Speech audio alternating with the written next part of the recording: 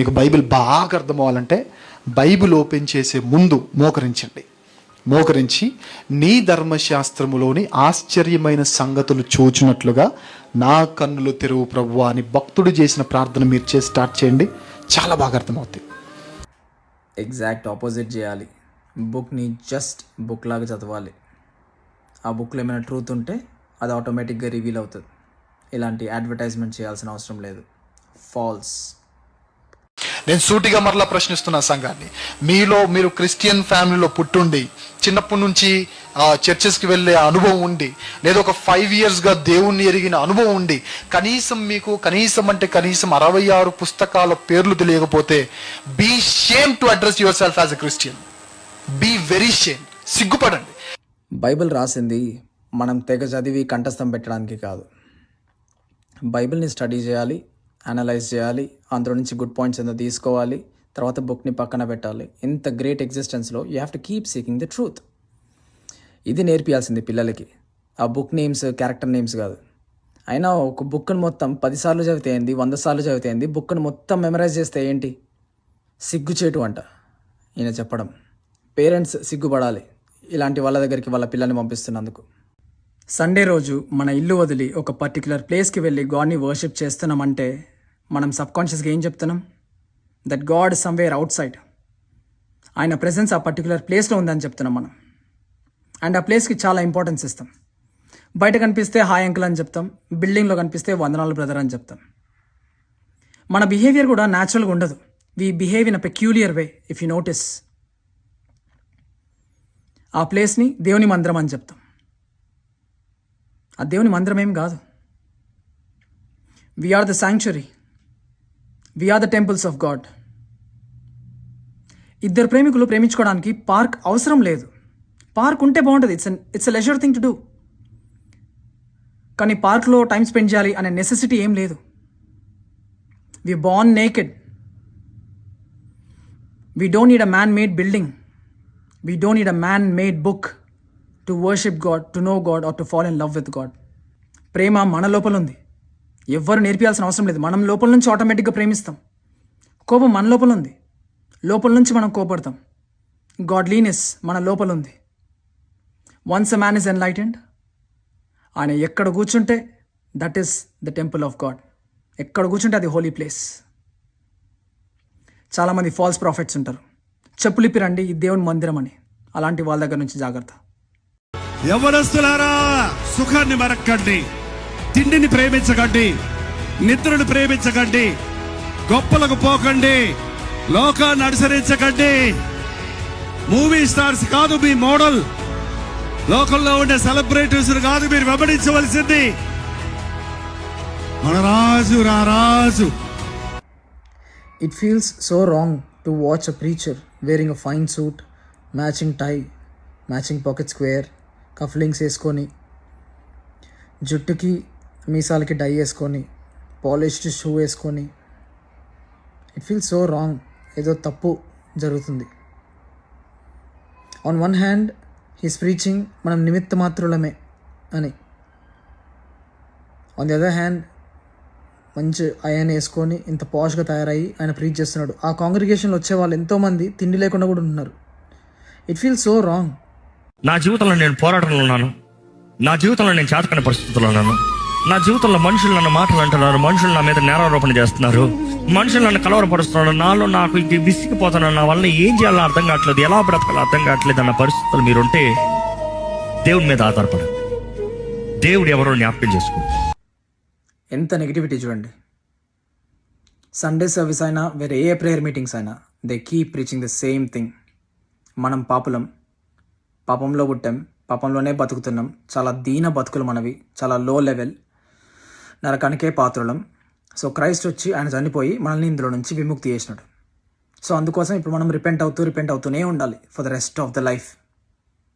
ఎవరైనా టెంపుల్కి వెళ్ళేది to be in union with God, to be one with God, to feel the ecstasy of love, to feel the ecstasy of this existence. ఇవెవరు preach చేయరు. ఇట్లా ఎమోషనల్గా control చేసుకుంటూ run చేయడమే వీళ్ళ బిజినెస్. బైబిల్ పట్టుకొని మైక్ పట్టుకొని అంత మాత్రాన ప్రతి ఒక్కరు పరిశుద్ధులు కాదు. You have to question them. Tip టాప్గా తయారయ్యి వచ్చి దేవుని ప్రచారం చేస్తున్నారు. ఎంత కాంట్రాడిక్టరీ చూడండి. ఇవన్నీ క్వశ్చన్ చేయాలి. ఇప్పుడు యూత్ కూడా ఇలాంటివి ఏవి క్వశ్చన్ చేయరు చూడండి. That is the wrong.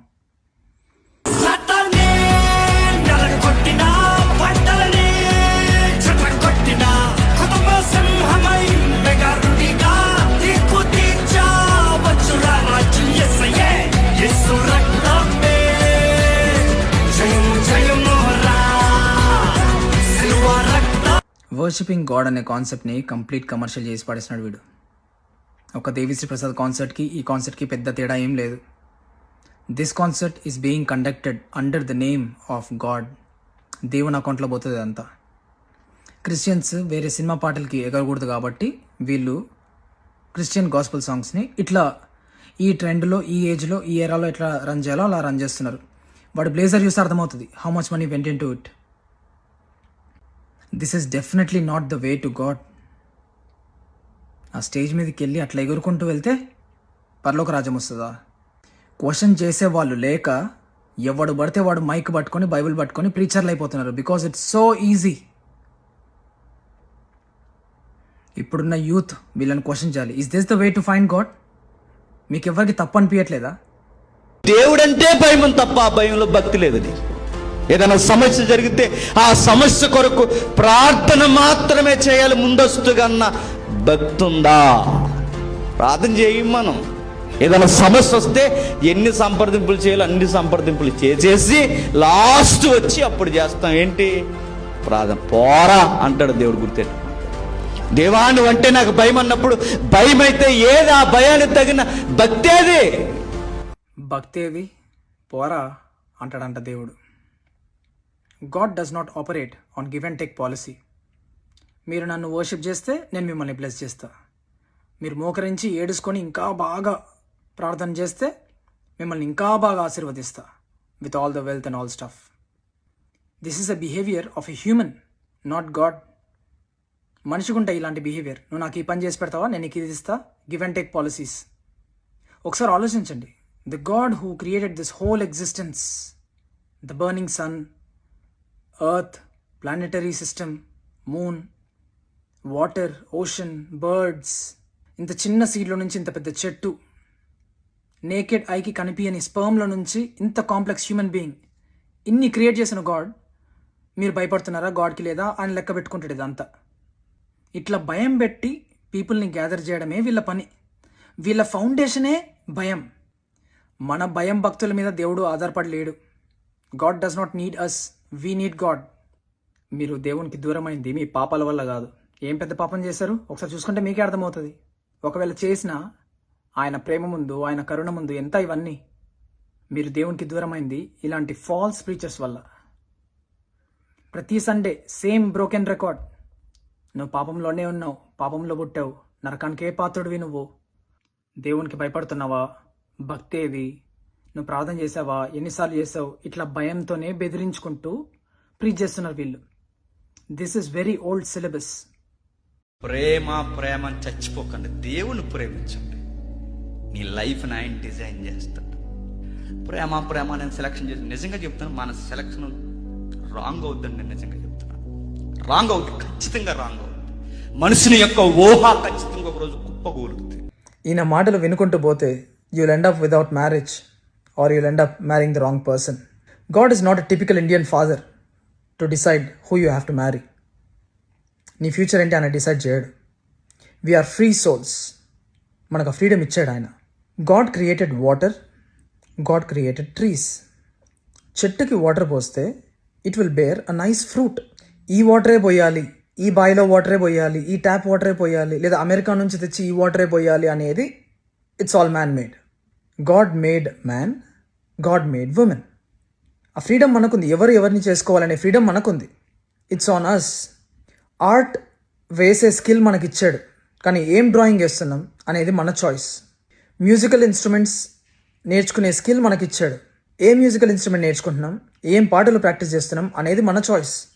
ఎవరిని పెళ్లి చేసుకోవాలో గాడ్ డిసైడ్ చేయడు. ఏం ఉద్యోగం చేయాలో గాడ్ డిసైడ్ చేయడు. God will not micro manage. He's not the boss of this earth. Get this through your heads. చాలా ఖచ్చితంగా చెప్తున్నాడు ఈయన. ఖచ్చితంగా తప్పు అవుతుందంట. as if he knows. We have to take responsibility and accountability for our actions, not blame God. So మనిషికి మాత్రం సంబంధాలు చూసి పెడతాడా? మరి పక్కన జంతువులకి, కుక్కలకి, వీటికి, పక్షులకి? Stop believing this stupidity. ఈ ప్రపంచంలో ఏ శాపాలన్నా తగులుతాయో లేదో నాకు తెలియదు కానీ తల్లిదండ్రులను నిష్ఠూరబెట్టిన వారు, తల్లిదండ్రుల కంట కన్నీరు కారేలా చేసిన వారు, తల్లిదండ్రులకి ఇబ్బంది కలిగించే వాళ్ళ నమ్మకాన్ని దెబ్బకొట్టిన వారు, బైబిల్లో ఉంది వారి ఆత్మ హఠాత్తుగా ఆరిపోతుంది. లుక్, పేరెంట్స్ని ప్రేమించాలి, వాళ్ళని గౌరవించాలి, వాళ్ళని కష్టపెట్టకూడదు, ఏడిపించకూడదు. These are very positive things to preach. ఇంత భయపెట్టి ఇంత ఇంటెన్సిటీతో చెప్పాల్సిన అవసరం అస్సలకే లేదు. అది కాకుండా బైబిల్ని రిప్రజెంట్ చేయాల్సిన అవసరం అస్సలకే లేదు. బైబిల్లో ఉంది కాబట్టి పెద్దల్ని గౌరవించాలి, పేరెంట్స్ని గౌరవించాలి, ఇవన్నీ చెప్పాల్సిన అవసరం అస్సలకే లేదు. ఇవన్నీ వెరీ న్యాచురల్ థింగ్స్. మనకు ఎవరు నేర్పించాల్సిన అవసరం లేదు పెద్దల్ని ప్రేమించడం, గౌరవించడం. ఈ ప్రీచర్స్ కూడా వాళ్ళు మాత్రం తెలివైన వాళ్ళు, వాళ్ళకి తెలుస్తుంటాయి. They know how to behave in this world. మనకు తెలీదు. మనకి we always need a teacher or preacher like this. We are all evolving. అందరికి అర్థమవుతున్నాయి. People can see. ఇంత భయపెట్టి బెదిరించుకుంటూ కంట్రోల్ చేయడమే వీళ్ళ పని. This is exactly what people who represent Christianity do.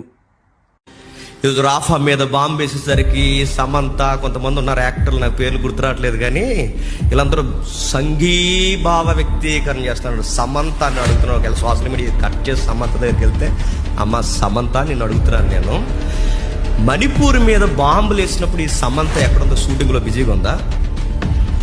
మణిపూర్లో పిల్లల్ని చంపేసినప్పుడు ఈ యాక్టర్లందరూ ఏమయ్యారండి? మణిపూర్లో ఘోరంగా స్త్రీలను ఊరేగించినప్పుడు ఈ యాక్టర్లందరూ ఏమయ్యారండి? నేను సమాంత ఫ్యాన్ కాదు, ఆమె అంటే నాకు ఇష్టం కూడా లేదు. 2 థింగ్స్ ఇక్కడ. పాయింట్ నెంబర్ 1, ఆమె ఏం చేస్తుంది, ఎవరిని ఇష్టపడుతుంది, ఎవరిని ఇష్టపడట్లేదు, ఎవరిని సపోర్ట్ చేస్తుంది, ఎవరిని చెయ్యదు, ఎవరిని పెళ్లి చేసుకుంటుంది. These are all her personal things. నువ్వు ఆమెను క్వశ్చన్ చేయడానికి నీకు రైట్ ఏం లేదు. అసలు నువ్వు ఏ ఉమెన్ని క్వశ్చన్ చేయడానికి రైట్ లేదు. పాయింట్ నెంబర్ 2, నీ బిజినెస్ ఏంటి? You are here to preach gospel. నువ్వు క్రైస్ట్ గురించి మాట్లాడాలి లేదా దేవుడి గురించి మాట్లాడాలి. నీ opposite industry, she's a paid actress. ఆమె ఏం చేస్తే నీకేంటి? అసలు ఆమె ఎగ్జాంపుల్ నువ్వు ఒక క్రైస్ట్ కాంగ్రిగేషన్లో తీయాల్సిన అవసరం ఏంటి?